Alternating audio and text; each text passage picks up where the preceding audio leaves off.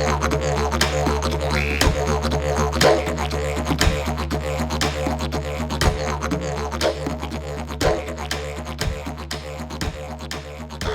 everybody, welcome to Season 5 of Educator Yarns. My name is Jess Staines. I'm the Director of the Koori curriculum, which is an Aboriginal early childhood consultancy that's based on Dark and Young Country on the New South Wales Central Coast. We offer professional development for early childhood educators through webinars, retreats, events and in-services. This time round on Season 5 of Educator Yarns, I'll be joined by Beck, Burch, who's the founder of Bush Kindy Australia, which is a program that supports educators in enriching opportunities for play and learning in nature for children. Beck has an extensive background in early childhood education. She leads Bush Kindy Australia, where they take children into nature spaces in all weather, and it gives them the opportunity to play and learn. Beck has experience that spans over many years regarding training and mentoring in nature play, and she's worked in Nature Play Queensland, TAFE New South Wales, and as well previously Cottonwood Learning.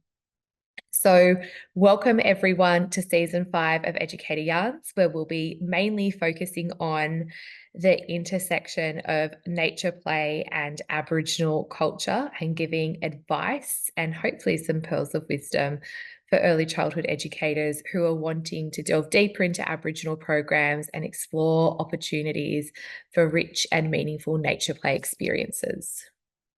Before we get into the episode today, I'd like to acknowledge the traditional owners of the land on which we are gathered on and pay my respects to elders both past and present, as well as acknowledging any Aboriginal or Torres Strait Islander educators who are tuning in. Hey everybody, welcome back to another episode of Educator Yarns. I'm Jess Staines from Koori Curriculum, and I am here today with Beck from Bush Kindy Australia. Welcome, Beck.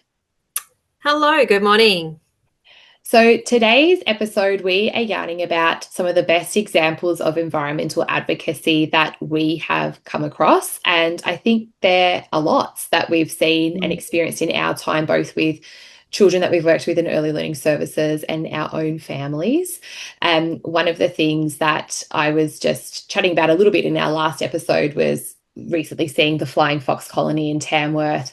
And when I shared some pictures of those flying foxes on our social media, a local sort of said, oh yeah, like they're great, aren't they? But there's been a lot of upset in the community lately because they're being blamed for power outages that are happening in town. And I kind of sort of think like, it's interesting that they're being blamed is like my thing, right? Is that I always think, well, who was here first? Because surely the flying foxes were, and that's their colony, that's their habitat, that's their home. So what is the suggestion and what is the solution, and how can we look at why we need the flying fox and what their role is in community to sort of that we appreciate them and we learn to live with and not against, because sometimes wildlife is seen as being a nuisance rather than something to marvel at that's beautiful, because when we saw it, we were like, wow, this is amazing and look at them, you know.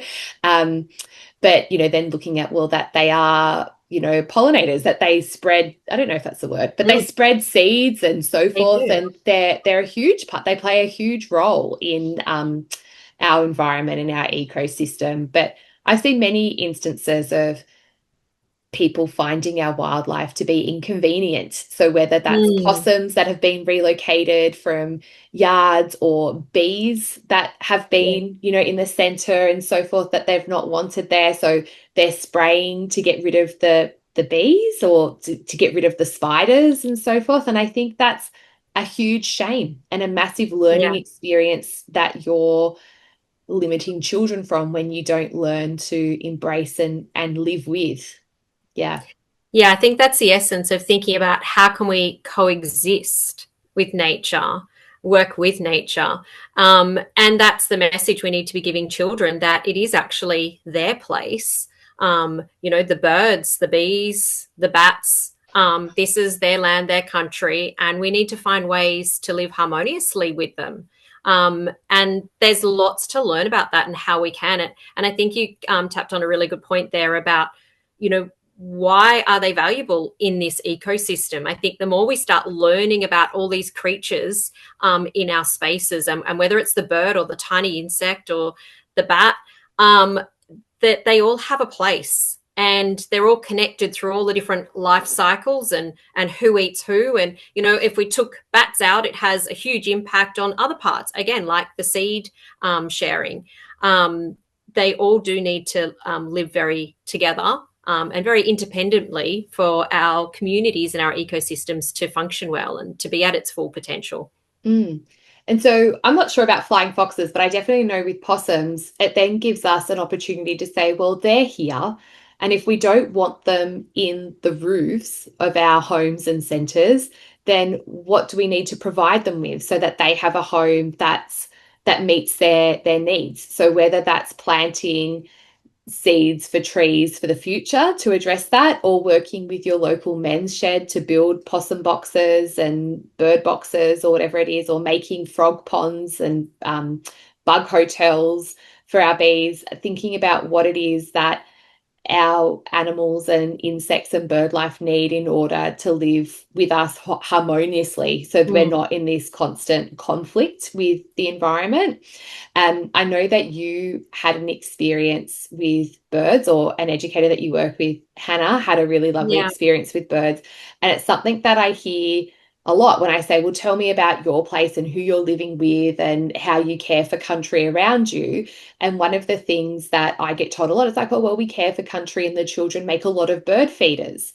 And sometimes we do things thinking it's the right thing, but can be misinformed about what the right thing is. Do you want to share that story?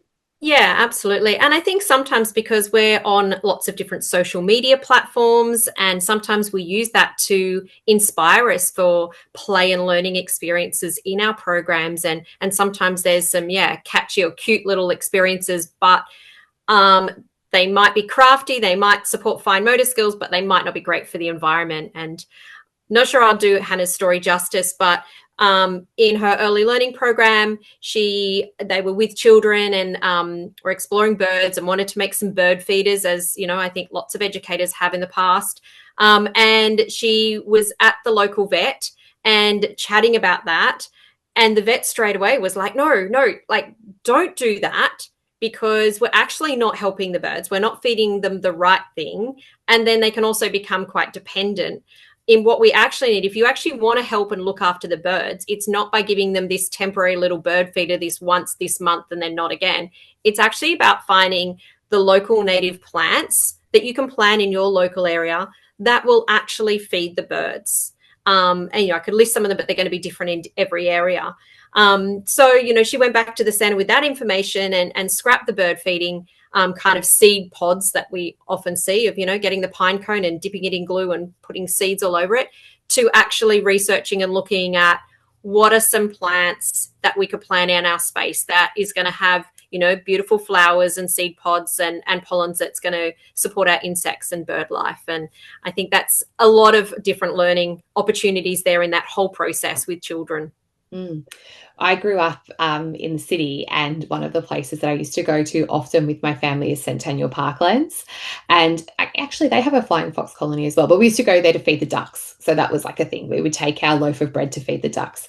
And I didn't know then that feeding ducks bread was not a good thing, and I was there, this is like a few years ago now, and we had our loaf of bread and we were feeding the ducks, and this child from the other side of the pond said, "Stop feeding the ducks bread, you're making them sick." And I was like, oh. So we've changed our practice, in what, like, when we still go and feed ducks, but we take them leftover vegetables and fruit and so forth, as opposed to bread. So like repurposing scraps from our afternoon tea, or that would otherwise go in our compost. Well, now we just take that to feed the ducks instead. So we change our practices. But now, recently, I've been to Centennial Park. There's actually signs up, that will, from children, that will say, please stop feeding the ducks bread, and here are some alternatives of what you could be giving them instead.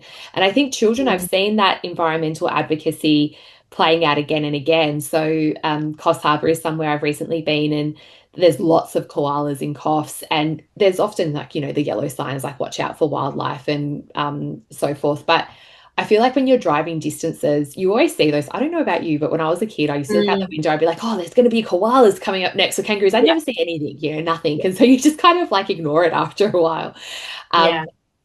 And I think children have tuned into that because obviously they've seen the impact of like these injured koalas and stuff on the sides of the road. So they've began to make their own signs with pictures of koalas that they've seen in the area and drawings of koalas that they've seen, encouraging people to slow down. And I think that's a great way of environmental advocacy, because when you can connect a practice to a person or an experience or a community, I think it resonates deeper than just these generic signs that you have popping up all over the place. So I quite enjoyed seeing that.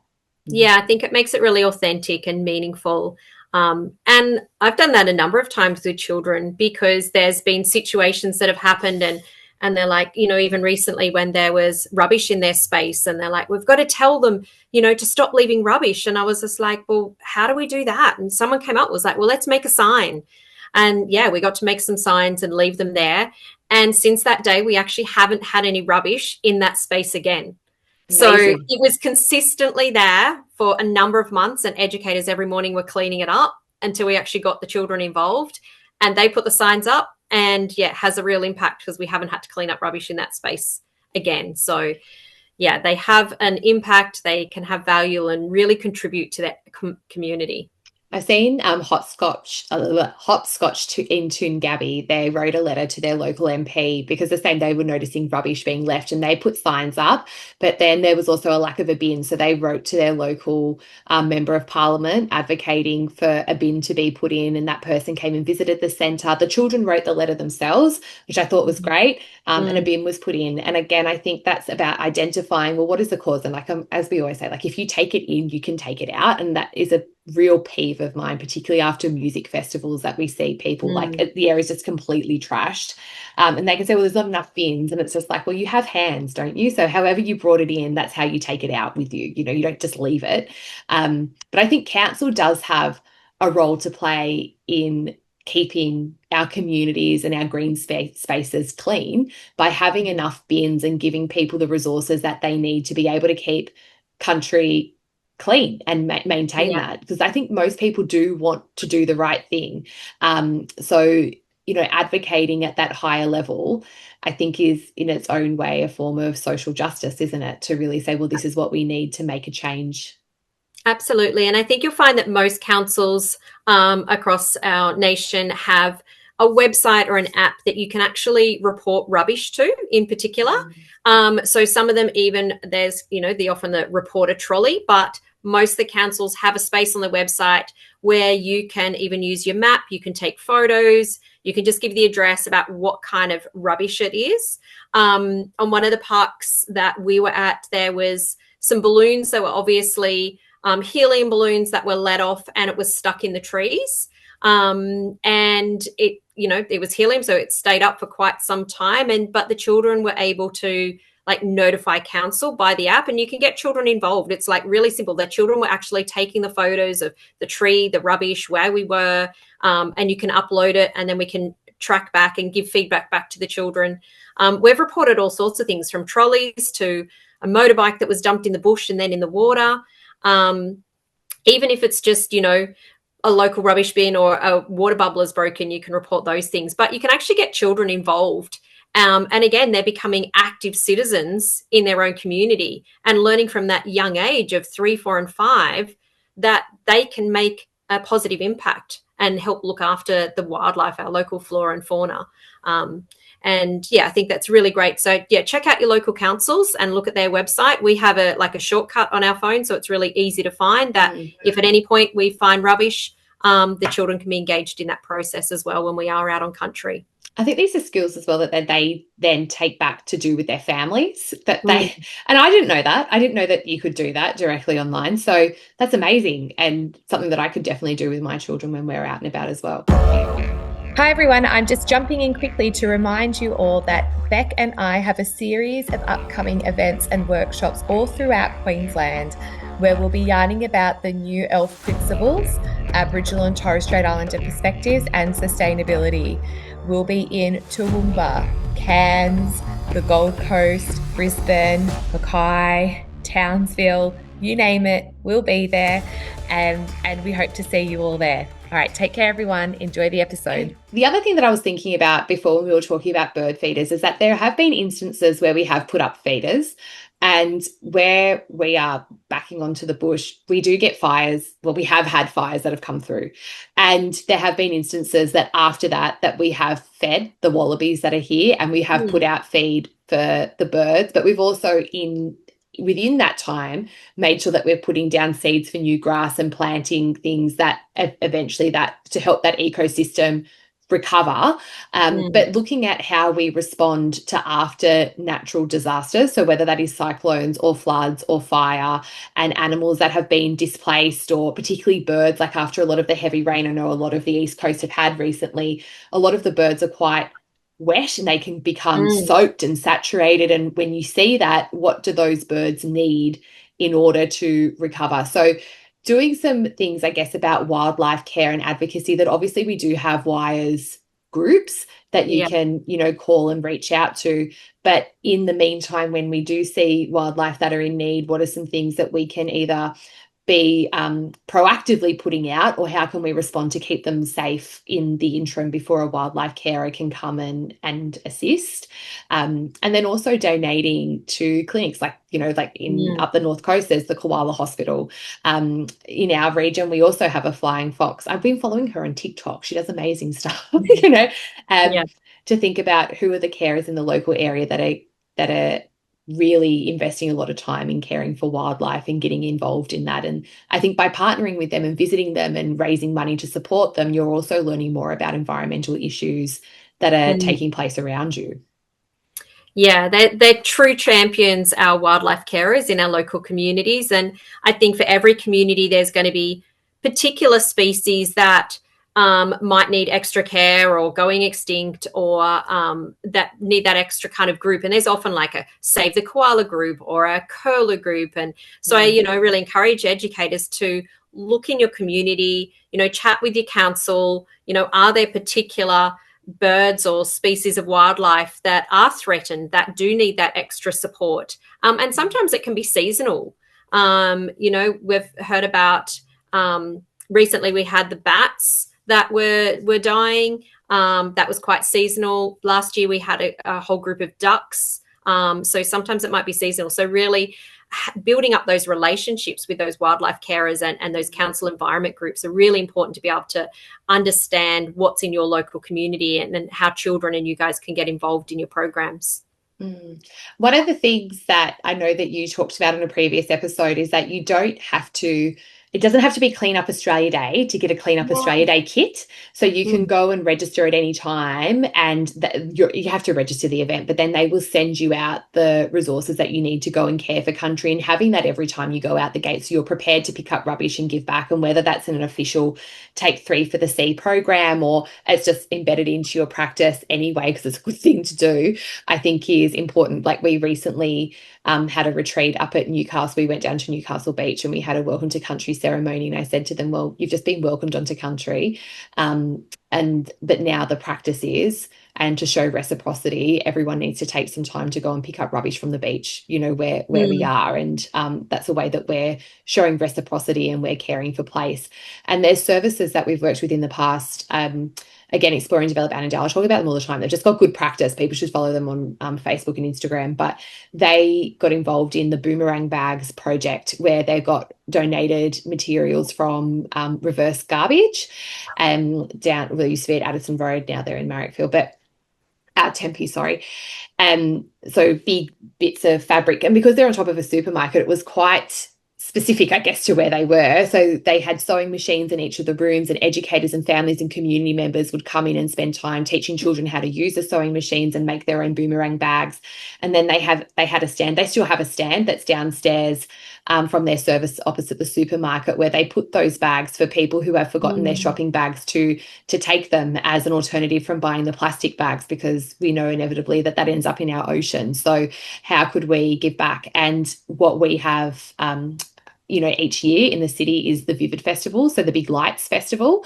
And following from that, they looked at ways that they could reuse and repurpose plastic within the service. So obviously they serve milk to the children. That milk comes in a plastic tartan, and they made a big turtle light sculpture as part of the Vivid Festival, using those milk cartons. So I think making sure that those values of recycling, sustainability, and, you know, general environmental awareness and stewardship is reflected into your program and practice, and making it specific to the community in which you are part of.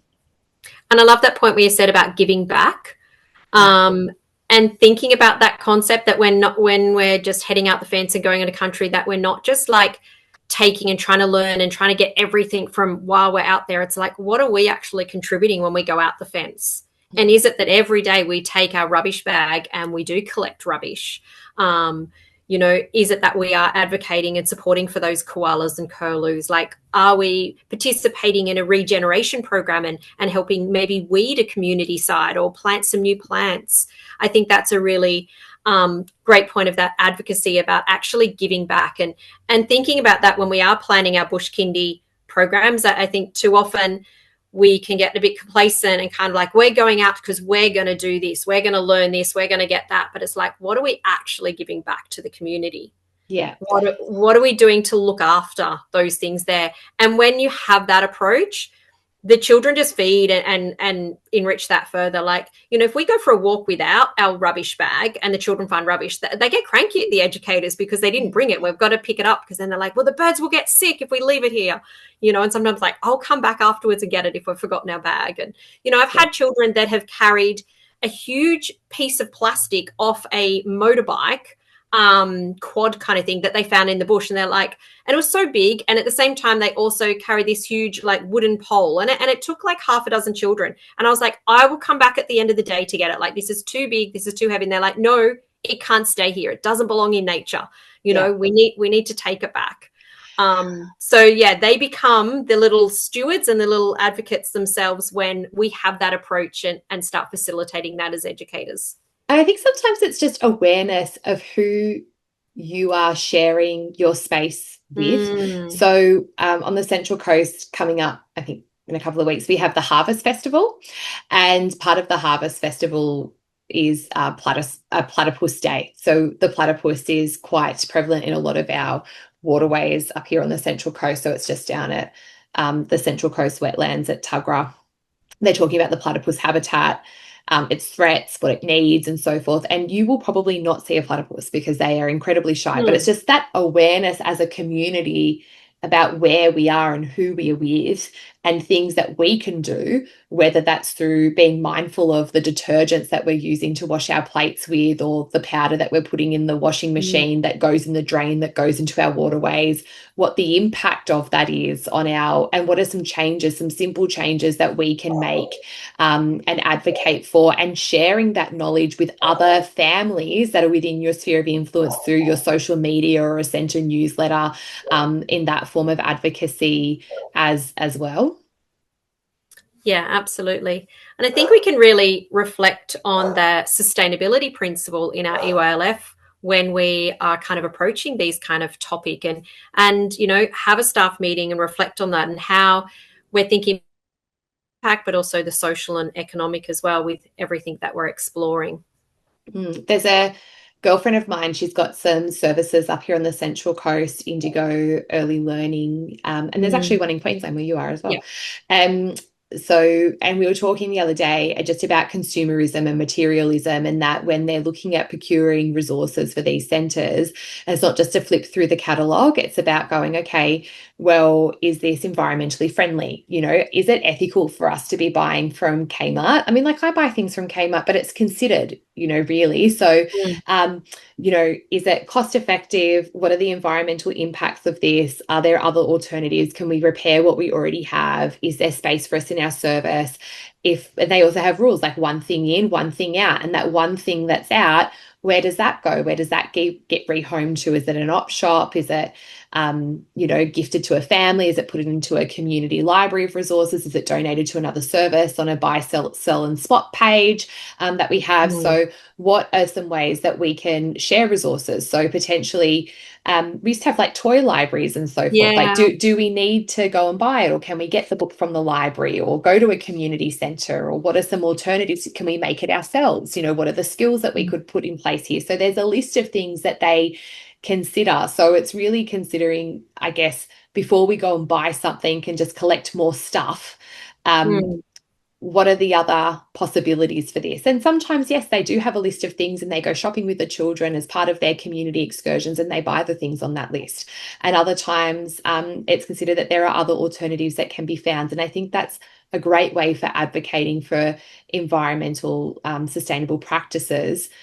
That's not Absolutely. just, yeah, you know. Reflecting on our choices that we're making and giving Yes. consideration to all those different components. Yeah, for sure. Have you got questions about nature play, sustainability, or how to meaningfully include Aboriginal culture in your early childhood program? Call 0253 000 306 and leave a voice message for the Educator Yarns podcast. Beck Burch from Bush Kindy Australia and Jessica Staines from the Koori curriculum will be answering your questions, offering practical advice, cultural guidance, and inspiring ideas to support your teaching and planning. Whether you're just starting out or looking to take your program deeper, your question could shape future episodes and support other educators across the country. Dial in today at 0253 000 306. So, is there anything else you wanted to share with some examples of environmental advocacy? I feel like we've had a lot of different examples. Hey. Yeah, I think there's, look, and I could rattle them off all day long. I guess my message to educators out there is, you know, just taking the time to learn about who's living in your community, you know, who's living outside the fence, but also within your fence. And it might be at nighttime because it might be the possums there at nighttime. It might be the things that you're not seeing during the day when there's lots of hustle and bustle and noise of children. But taking the time to learn about the local flora and fauna in your spaces inside and beyond your fence, and, you know, and do that as co-learners with children. Like, there is so much to learn about so many creatures. And, you know, I think we started this with talking about the disdain sometimes for certain creatures of becoming an inconvenience, and like the bats, or it might be the, you know, even the ants that people want to tread on because they might bite me, but they have a really valuable place in our ecosystem. And so, you know, I encourage you to go explore with children. I won't tell you all the answers, but, you know, what place do ants play in our environment? How can we coexist with them harmoniously? And, you know, there's quite a number of different wildlife that kind of get looked down upon. And I think, you know, one of them in my space is the bush turkey, also the ibis, but ibis has become a little bit of a celebrity lately as the bin chicken. But, you know, the bush turkey is an incredible creature. Like, if you look at the extent and how long it takes for them to make their nests and how big they are, and how long it takes them and the effort they go into all day, every day for well over a month, how the male turkey manages to monitor the temperature of that giant nest, because it's essentially compost that is, you know, developing warmth to keep those eggs warm, and how he can maintain the perfect temperature by scratching away to make it cooler or building up more leaf litter to make it warmer, and how independent the little babies are. You know, within 3 days, they're away from mum and dad and exploring the world. Like, there's so many exciting features about some of these when we take the time to actually learn with children about them. And then that gives us a new kind of sense of appreciation and understanding about why they might be scratching up our perfect little garden in the childcare centre over in the corner. It's just because they want to keep their babies warm, you know, and they want their eggs to hatch. But without understanding and knowing, it's that knowledge building that's really important, that makes us change our behaviours. So rather than scaring the bush turkey away out of our childcare centre, we might actually go, you know what, here's a whole lot of leaf litter and scraps we're going to put over this way so you can actually build your nest and, you know, nurture your little babies.